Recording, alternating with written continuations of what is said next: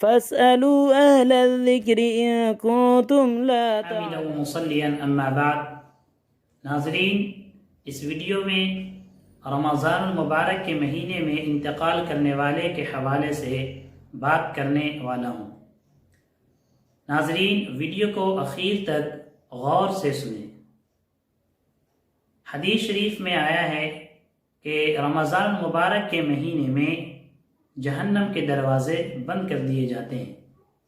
اب اگر کسی کا رمضان مبارک کے مہینے میں انتقال ہو جائے تو آیا وہ عذاب قبر سے محفوظ رہتا ہے؟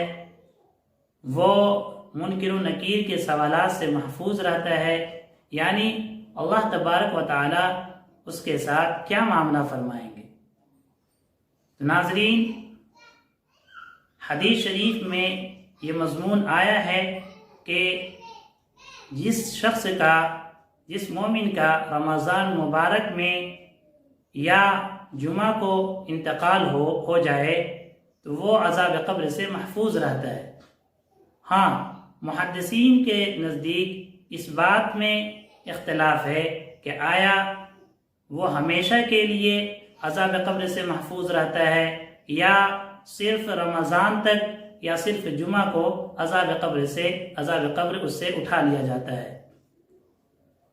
تو بعض محدثین اسی دوسرے قول کو لیتے ہیں، یعنی صرف رمضان یا صرف جمعہ کو عذاب قبر اس سے اٹھا لیا جاتا ہے، لیکن دیگر بعض محدثین یہ کہتے ہیں کہ ہمیشہ کے لیے عذاب قبر اس سے اٹھا لیا جاتا ہے۔ ناظرین، اللہ کی رحمت سے ہمیں پر امید ہونا چاہیے کہ ہمیشہ کے لیے عذاب قبر اٹھا لیا جاتا ہے، اور یہ بھی بعید نہیں کہ حشر میں اللہ تبارک و تعالی اس سے حساب نہ لے، جیسا کہ حکیم الامت حضرت مولانا اشرف علی تھانوی رحمۃ اللہ علیہ نے اپنے ملفوظات میں فرمایا ہے۔ وہ فرماتے ہیں کہ رمضان میں اگر کسی کا انتقال ہو تو ایک قول یہ ہے کہ قیامت کے دن حساب اس سے نہیں لیا جائے گا، یہی جی کو لگتا ہے، اور انا عند ظن عبدی بی پر عمل کرے۔ یعنی انا عند ظن عبدی بی کا مطلب یہ ہے، یہ ایک حدیث قدسی کا ٹکڑا ہے۔